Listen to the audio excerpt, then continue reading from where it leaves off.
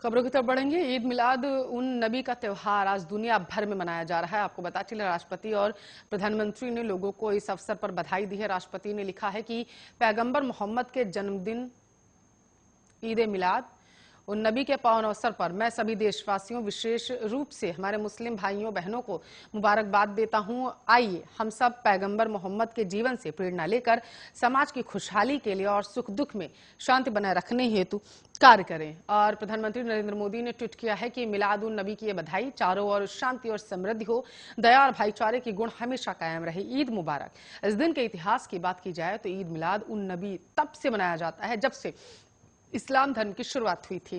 पैगंबर मोहम्मद को सम्मान देने के लिए यह दिन मनाया जाता है। आपको बताते चले, आज के दिन मुस्लिम समुदाय के लोग नमाज पढ़ते हैं, रोजे रखते हैं और ज़कात यानी कि दान करते हैं। मुस्लिम समाज के अधिकतर फिरके इस दिन को मनाते हैं, लेकिन वहाबी, सलाफी, देवबंदी मत के मुस्लिम इसे त्योहार के रूप में मनाने से सहमत नहीं है। उनके मुताबिक यह बिद्दत है और इस्लाम का हिस्सा ही नहीं है।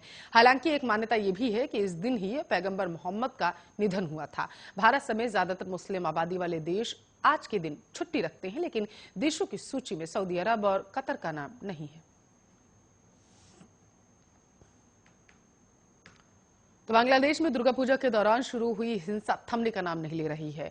आपको बताते चले, खुद प्रधानमंत्री शेख हसीना के चेतावनी देने के बाद भी कुछ लोग बदमाश माहौल बिगाड़ने की कोशिश कर रहे थे। बताते चले कि पूजा मंडपों और मंदिरों पर हमलों के विरोध में जारी अल्पसंख्यक समाज के प्रदर्शन के बीच हमलावरों ने रविवार की रात रंगपुर जिले में हिंदुओं के 66 घरों को क्षतिग्रस्त कर दिया था और करीब 20 घरों में आग लगा दी थी। उधर इस्कान में प्रधानमंत्री शेख हसीना से हमलावरों पर सख्त कार्रवाई और हिंदुओं को सुरक्षा प्रदान करने की मांग की गई थी।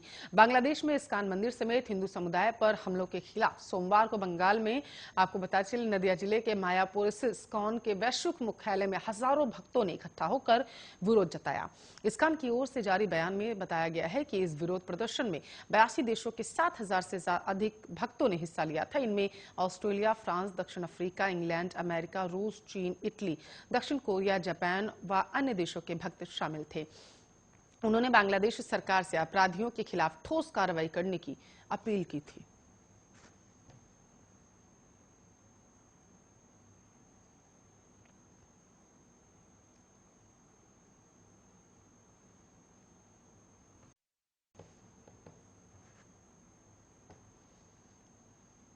तो जम्मू कश्मीर में आतंकवादी लगातार सुरक्षा बलों और गैर स्थानीय लोगों को अपना निशाना बना रहे हैं। इस बीच एआईएमआईएम प्रमुख असदुद्दीन ओवैसी ने भारत पाकिस्तान के बीच होने वाले मैच पर सवाल उठाए हैं। उन्होंने कहा है कि एक और जम्मू कश्मीर में 9 बहादुर जवान मारे गए। उधर 24 अक्टूबर को भारत और पाकिस्तान के बीच 24 अक्टूबर को T20 मैच खेला जाना है। इसके अलावा ओवैसी ने कश्मीर में सीज फायर और बढ़ती पेट्रोल डीजल की कीमतों को लेकर भी मोदी सरकार पर निशाना साधा। असदुद्दीन ओवैसी ने कहा है कि हम भारत के प्रधानमंत्री से पूछना चाहते हैं कि जम्मू कश्मीर में 9 बहादुर सिपाही मारे गए और 24 अक्टूबर को भारत पाकिस्तान का T20 होगा। मोदी जी, क्या आपने नहीं कहा था कि फौज पर मर रही है और मनमोहन सिंह की सरकार बिरयानी खिला रही है? आप फौज के 9 सिपाहियों की जान चली गई है और आप T20 खेलेंगे। पाकिस्तान कश्मीर में भारतीयों की जो जान है को लेकर T20 खेल रहा है। वहां बिहार के गरीब लोगों का कत्ल किया जा रहा है, टारगेट किलिंग हो रही है। कश्मीर में इंटेलिजेंस क्या कर रहा है? आखिर खुलेआम हथियार आ रहे हैं और आप मैच खेलेंगे। पाकिस्तान से आतंकवादी आ रहे हैं। दक्षिण कश्मीर के कुलगाम में रविवार को आतंकवादियों ने बिहार के 2 मजदूरों की उनके किराए के मकान में घुसकर गोली मारकर हत्या कर दी थी। जम्मू कश्मीर में 24 घंटे से भी कम समय में गैर स्थानीय मजदूरों पर यह तीसरा हमला था। इससे पहले बिहार के एक रेहड़ी पटरी वाले और उत्तर प्रदेश के एक बढ़ई के शनिवार शाम को आतंकवादियों ने गोली मारकर हत्या कर दी थी। इस महीने अब तक नागरिकों को निशाना बनाकर की गई गोलीबारी में 11 लोगों की जान चली गई थी।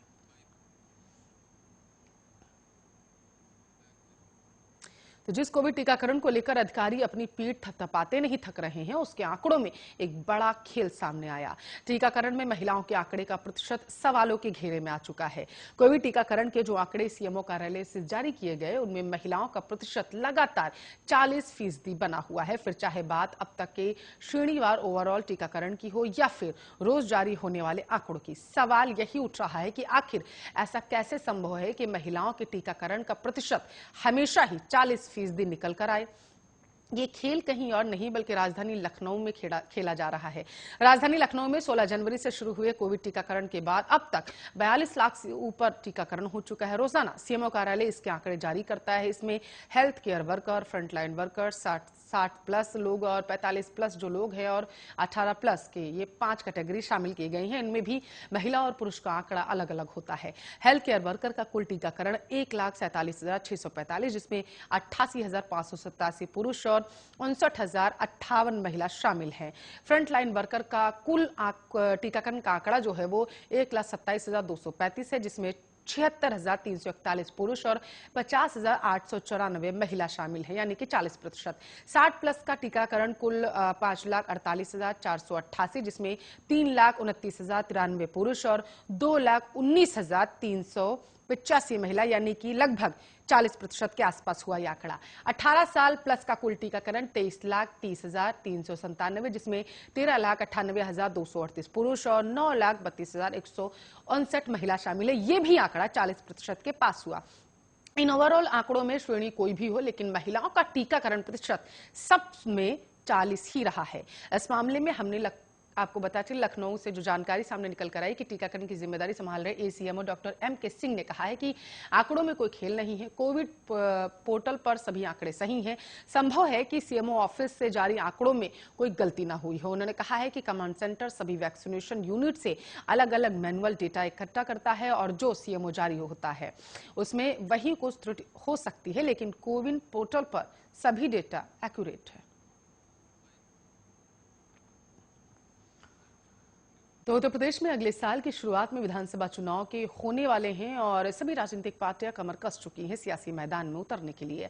सरकार से लेकर विपक्ष तक चुनाव से पहले एड़ी चोटी का जोर लगाते हुए सभी दिखाई दे रहे हैं। पार्टियों ने जोर शोर से चुनाव प्रचार करना शुरू कर दिया। एक तरफ जहां भारतीय जनता पार्टी कई अहम कार्यक्रम करने में जुटी हुई है, वहीं समाजवादी पार्टी सुप्रीमो अखिलेश यादव विजय रथ यात्रा लेकर जनता का भरोसा जीतने में जुटे हुए हैं। इसके अलावा कांग्रेस ने भी अब साफ कर दिया है कि वो 2022 चुनाव प्रियंका गांधी वाड्रा के नेतृत्व में लड़ेगी।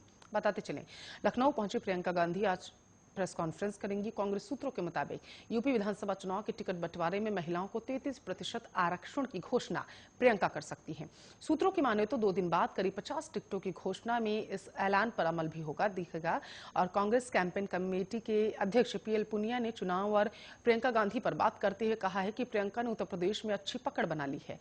उन्होंने लखीमपुर खीरी हिंसा के खिलाफ आवाज उठाई। इससे पहले उन्होंने उन्नाव, हाथरस और सोनभद्र मामलों में इंसाफ की लड़ाई लड़ी थी।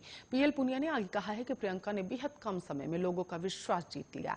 बीते दिनों उन्होंने लखीमपुर खीरी जाकर पीड़ित परिवारों से मुलाकात कर बातचीत की, जिसे सराहा गया था।